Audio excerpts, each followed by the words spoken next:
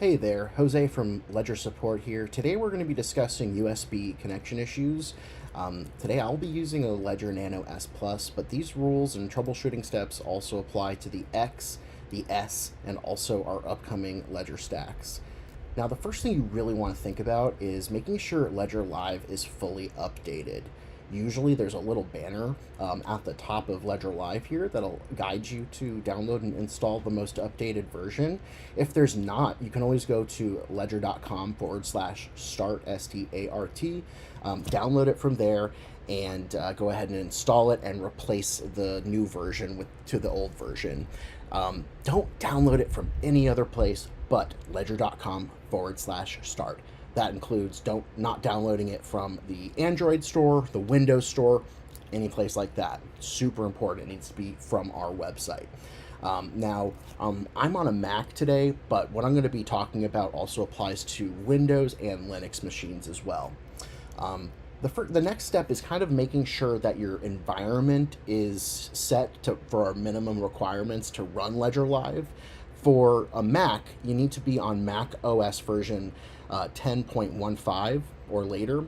And for Windows, you want to be on Windows 10 or later. And then for Linux Ubuntu, it would be 20.04. So as long as you've met those requirements, let's go ahead and move on to the next step. Now, the next step is making sure that your USB is properly connected. You want to make sure it's really snug both in your computer and into the Ledger device itself. Make sure your cable is capable of data transfer and that it's always safe to use the cable that actually came with your device.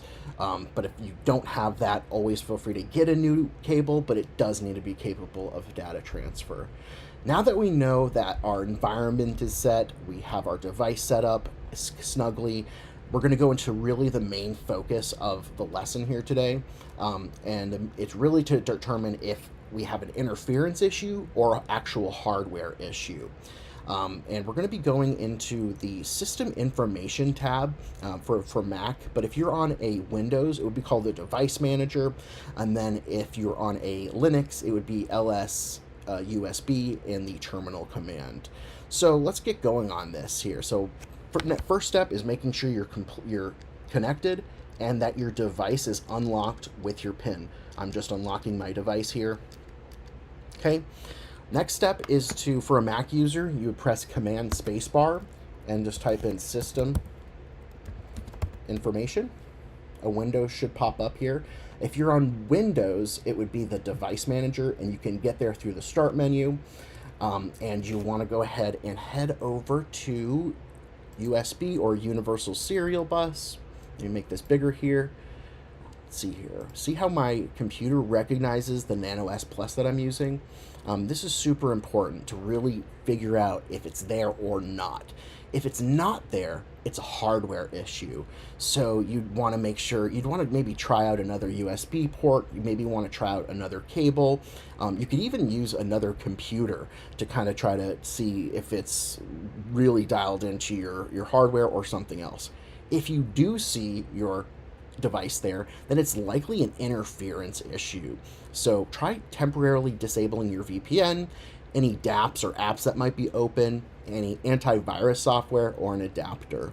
Okay, that's really the basic steps here. Now, usually if you have a hardware issue, if you don't see your device there, that typically means that it's a cable issue. Probably 8 times out of 10, it's a cable issue. Try another cable. It probably will work. If that doesn't work, try another cable. But really, give it a couple tries, and you should definitely get it to connect. Keep checking back into that system information, that device manager, and really make sure you're testing to see if it's there or not. Okay, really, this eliminates 50% of the troubleshooting steps if you can identify whether it's there or not.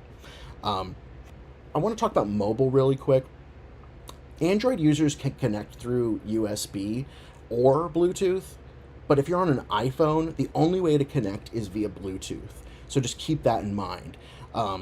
As of right now, we're not able to connect a iPhone with via USB to your phone yet, but we'll definitely have that coming soon. So really today, you want to make sure you're updated in Ledger Live. You want to make sure your environment meets our minimum requirements. And you also want to see if your device is listed in that device manager, system information, etc. If you still have issues after doing all of this troubleshooting and going through this article here, we do have a 2-year warranty on our devices. Feel free to go over to the My Order page and see if you can go through that device replacement process. And as usual, you're always welcome to reach out to Ledger Support. We are happy to help you out in any way we can. Hope you have a good day. Take care. Bye-bye.